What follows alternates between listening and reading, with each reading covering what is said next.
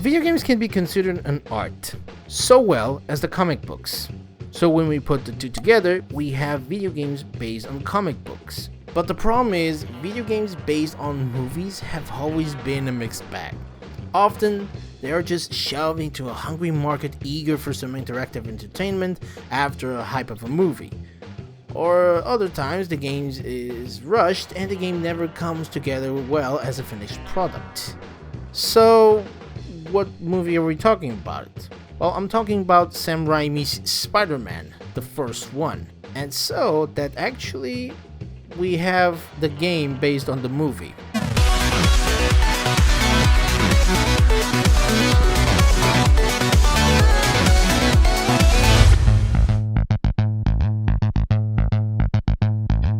The game was announced in the 3 platforms, that means PlayStation 2, GameCube, and Xbox, and they are supposed to release simultaneously with the movie as well.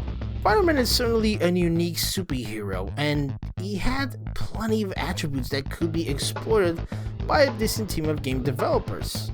So how does the final version stack up? Or at least the GameCube version that we're about to try? Well, I gotta say one thing. First off, the developers are Treyarch, so this is before they got implemented into the Call of Duty series. So does that mean that we're not gonna see Spider-Man with a gun?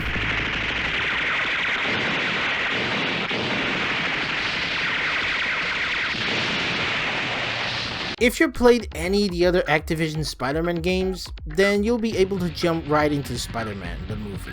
The default control scheme is essentially identical to the ones you found in those games. Likewise, newcomers will find that the default controls are relatively simple, with each of Spider-Man's main abilities, including hand-to-hand combat, web slinging, and web ziplines, mapped to individual buttons on the GameCube controller. The default control scheme has some problems though. When you want to perform a web pull or shoot a ball of webbing at an enemy, you have to press a button as well as a corresponding direction on the analog stick. It's easy to mess up if you don't time the combination precisely. Spider-Man will merely take a step in the direction you're indicated rather than perform the move. Several versions of Spider-Man the movie were released simultaneously.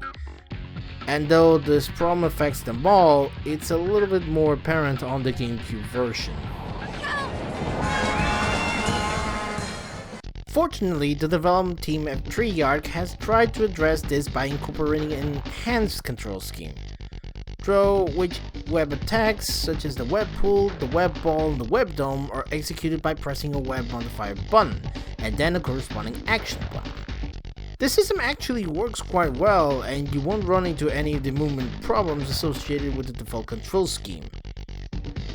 But inevitably, you'll encounter serious control problems that have nothing to do with the layout of how responsive Spider-Man is to your commands. Many to your frustrations with Spider-Man the movie will be directly linked to the game's camera, which seems to take on a life of its own.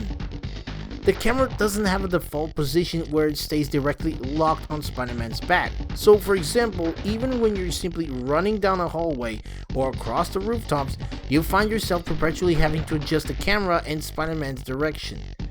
This problem is significantly magnified when you use the lock-on option. There are numerous moments in which you'll be heading in one direction and then all of a sudden switching to another so that the camera can compensate to keep both Spider-Man and the enemy on screen at once. The perspective works at least reasonably well in the outdoor areas and during missions that require stealth, which occur quite frequently near the end of the game. However, the stealth element isn't done nearly as well as in games like Metal Gear Solid or Tenchu. And more often than not, you'll find that taking the time to be stealthy just isn't worth the effort.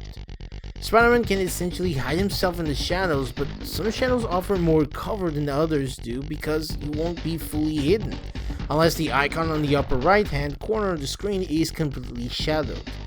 The stealth system is not only consistent, but also just doesn't make sense at times. Clinging to a certain spot on the wall that's completely visible will shade the icon, while lurking in the shadow in the corner of the ceiling will not. If anything, this makes the game more time consuming and challenging. However, there's no denying that Spider-Man's stealth sequences can be pretty awkward.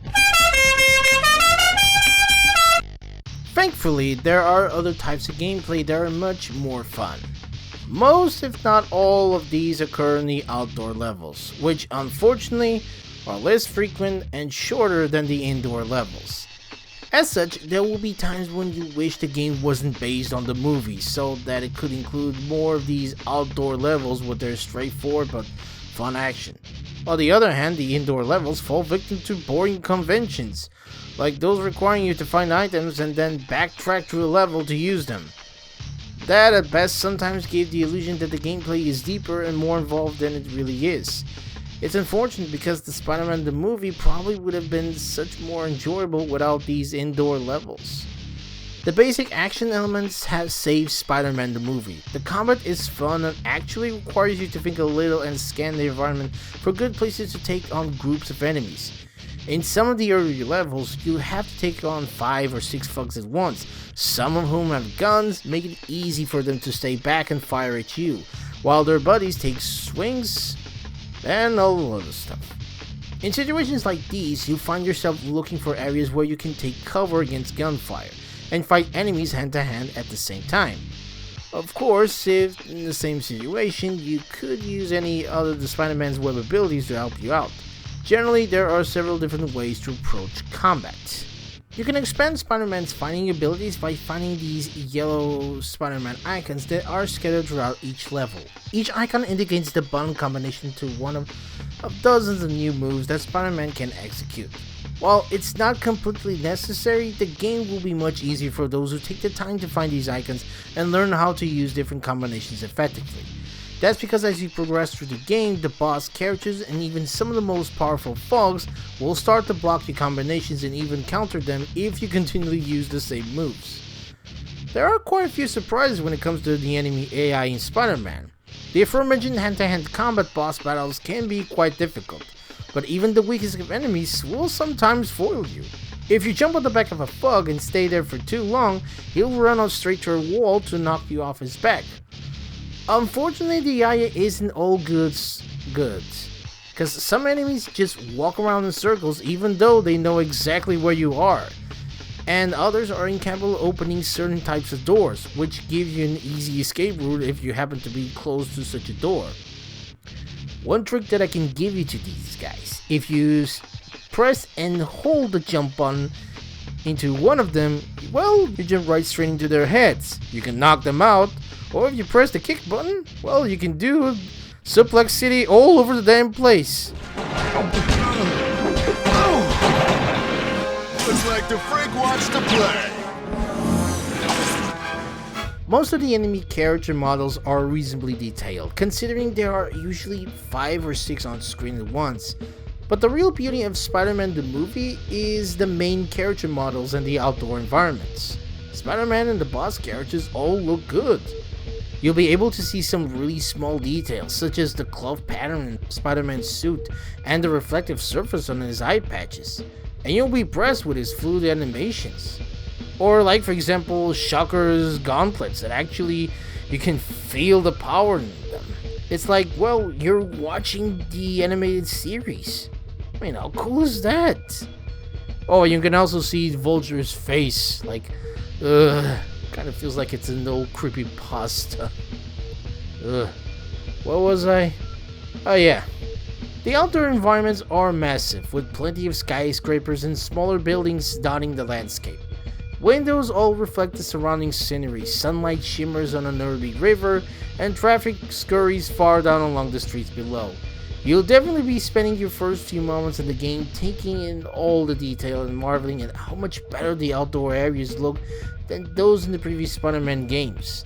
The indoor levels aren't nearly as impressive, though they still feature plenty of clean textures and some decent lighting effects.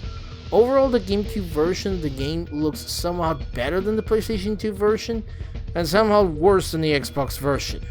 While it doesn't have the crisp look of quite as smooth a frame rate as the Xbox version, the GameCube version of the Spider-Man the movie looks marginally better than the PlayStation 2.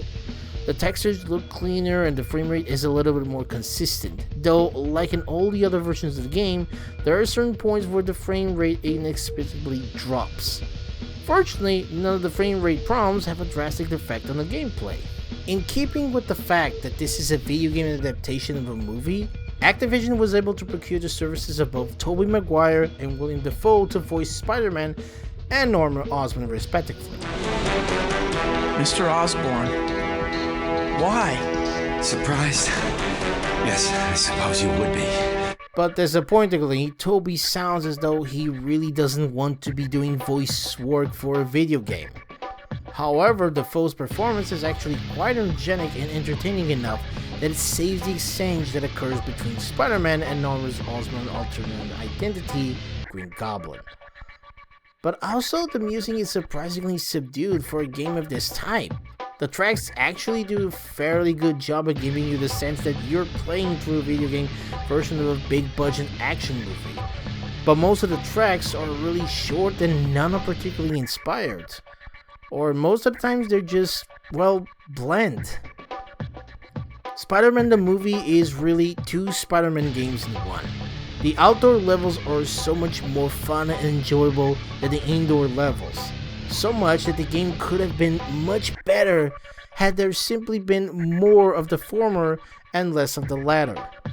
To be fair, some of the indoor missions are entertaining in their own right, and even despite the camera problems and some of the other issues, most players will probably enjoy playing what ultimately turns out to be a graphically enhanced version of the PlayStation and Dreamcast Spider-Man games. In addition, the sheer number of extras, which are rewarded to you based on your performance in each mission, and include things such as Spider-Man bowling and production artwork, along with the high degree of challenge, should keep you busy for some time. Also, you can play as Peter Parker as well, use the Alex Ross Spider-Man costume, and even if you try to finish this game in the highest difficulty, you can play as Harry Osborn's Green Goblin. No, not the one from the third one. No, basically you're playing as Green Goblin. That's it.